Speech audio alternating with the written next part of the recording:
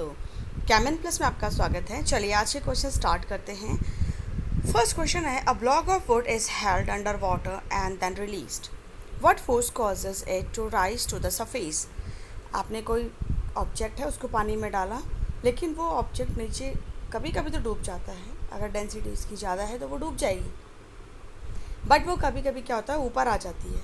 तो वो ऊपर क्यों आ रही है, किस वजह से वो ऊपर आ रही है? तो वो आ रही है एक बायोंट फोर्स की वजह से या अपथ्रस्ट फोर्स की वजह से। ठीक है, तो बायोंट फोर्स क्या होता है? जो पानी है ना, पानी के पार्टिकल्स उस ऑब्जेक्ट को ऊपर की तरफ को क्या करते हैं, फोर्स लगाते हैं, जिसकी वजह से वो ऑब्जेक्ट ऊपर आने लग जाती है। ग्रेविटी तो नीचे को लगती है, लेकिन वो ग्रेविटी को अपोज करती है और ऊपर की तरफ को फोर्स लगाती है, जिसकी वजह से ऑब्जेक्ट जो है वो क्या होने लगता है, फ्लोट करने लग जाता है। ठीक है, इसमें डायग्राम से समझिए। ऑब्जेक्ट है, देखिए ऊपर फोर्स एक्टिंग अपवर्ड, अपथ्रस्ट, ऊपर की तरफ अपथ्रस्ट फोर्स लग रहा है और नीचे की तरफ कौन सा फोर्स लग रहा है, बॉडी का वेट लग रहा है ना। तो और थोड़ा बहुत ग्रेविटी भी कह सकते हैं। तो दोनों नीचे की तरफ लग रहे हैं, लेकिन अपथ्रस्ट फोर्स जो पानी का लग रहा है वो ऊपर की तरफ उसको फ्लोट करा रहा है। ठीक है, चलिए next, does a wooden ship float higher in the water than a metal ship of the same shape in mass. ये कह रहे हैं वुडन शिप, क्या वुडन की जो शिप बनी होती है वो हायर फ्लोट करेगा पानी में, या फिर मेटल शिप ज़्यादा हायर फ्लोट करेगा पानी में?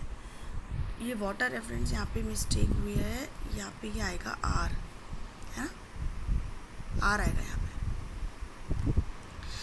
तो ये कह रहे हैं, तो देखिए दोनों ही हायर फ्लोट करेंगे, डूबेगा तो कोई भी नहीं, क्योंकि फ्लोटेशन जो कॉन्सेप्ट है वो दोनों ही फॉलो कर रहे हैं। फ्लोटेशन की थ्योरी को दोनों ही क्या कर रहे हैं, फॉलो कर रहे हैं। ठीक है, दोनों में अब थ्रस्ट फोर्स लगेगा, दोनों की बॉडी स्ट्रीमलाइंड है और दोनों की बॉडी अंदर से क्या होती है, हॉलो होती है। तो दोनों ही क्या करेंगे, हायर फ्लोट करेंगे। ऐसा कोई कॉन्सेप्ट नहीं कि लोहे की बनी है या लकड़ी की बनी है। What is the universal solvent?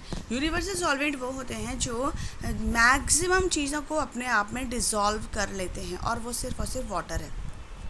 Solvent बहुत सारे हैं, सॉल्वेंट इनफाइनाइट होंगे, लेकिन यूनिवर्सल सॉल्वेंट की बात करते हैं तो वो पानी है, क्योंकि पानी एक ऐसा सॉल्वेंट है जो मैक्सिमम ज़्यादा से ज़्यादा चीज़ों को, दुनिया की ज़्यादा चीज़ों को अपने आप में घोल लेती है। बाकी चीज़ें घोलती हैं बट लिमिटेड चीज़ों को।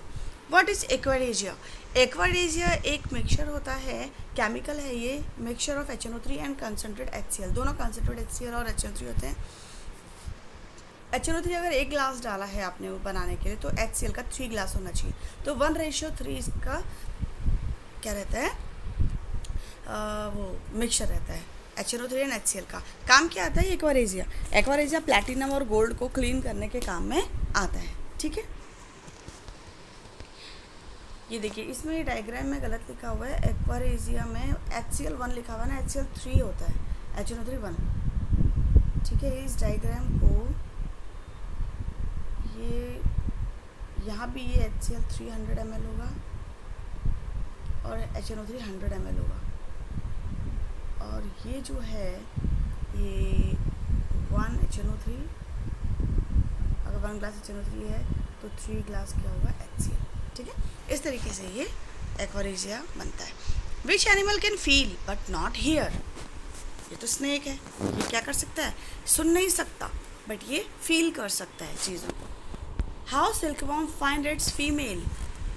सिल्कवॉर्म अपनी फीमेल को स्मेल से क्या करता है, फाइंड करता है। जैसे चींटियाँ एक दूसरे के पीछे जाती हैं लाइन में, है ना, वो क्या एक केमिकल सिक्रेट करती हैं और उस केमिकल की वजह से वो एक दूसरे को फॉलो करती हैं, है ना, स्मेल से। तो वैसे ये भी स्मेल से क्या करते हैं, एक दूसरे को ढूंढ लेते हैं। नेक्स्ट क्वेश्चन है, which bird has eyes in the front of its head? किस बर्ड के हेड पर आइज होते हैं, सामने की तरफ हेड में, है ना, किसके होते हैं, आउल के। देखिए, which part of the tiger is very sensitive? Whiskers. शायद हम सोचते होंगे या सारे ही बच्चे ऐसे सोचते हैं कि इसके जो ये मूंछें होती हैं ना, ये इनका कोई काम नहीं होता, लेकिन ये बहुत ही सेंसिटिव होती हैं और ये बहुत ही हेल्पफुल होती हैं इनके लिए। तो most sensitive part of the tiger's body. What is the pH of human blood? 7.4. Goitre और excessive growth of thyroid gland cause by the deficiency of which mineral. किसकी वजह से गॉइटर होता है? ये देखिए, इस लेडी के गले में देखिए आप, आउट ग्रोथ, एक्सेसिव ग्रोथ हो रही है ना, तो ये गॉइटर डिजीज़ है। और ये किसकी वजह से हो रही है? आयोडीन की डेफिशिएंसी से। आयोडीन की डेफिशिएंसी से। अगर आपको थायराइड ग्लैंड्स को एक्टिवली काम कराना है तो आयोडीन प्रॉपर लेना पड़ेगा। In which medium the streamline shape helps to move? Solid, liquid, gas, 3 medium होते हैं। किस मीडियम में स्ट्रीमलाइन शेप जो होता है वो ऑब्जेक्ट्स को घूमने में, चलने में मदद करता है? ठीक है, तो वो है आपके लिक्विड्स एंड गैसेस। अगर कोई ऑब्जेक्ट लिक्विड में चलेगा तो उसकी बॉडी स्ट्रीमलाइन होनी चाहिए। गैसेस यानी कि एयर में चलेगा तो स्ट्रीमलाइन होनी चाहिए। इसीलिए फिशेस की बॉडी स्ट्रीमलाइंड होती है, बोट्स स्ट्रीमलाइंड होते हैं, और जो भी सब मरीन्स वगैरह बनाए जाते हैं वो भी कैसे होते हैं? स्ट्रीमलाइंड होते हैं। अगर हम बर्ड्स की बात करें, एरोप्लेन की बात करें, तो ये सब भी स्ट्रीमलाइंड बॉडीज़ होती हैं। आगे से नुकीली नुकीली जो होती है ना, पॉइंटेड वाली, उनको हम स्ट्रीमलाइंड शेप्स कहते हैं। और वो एयर और वाटर में मूव करने के लिए बहुत ज़रूरी है, क्योंकि हमें एयर का प्रेशर और पानी की प्रेशर को कट करके आगे बढ़ना होता है।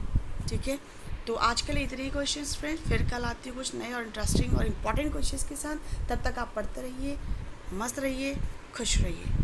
Good bye.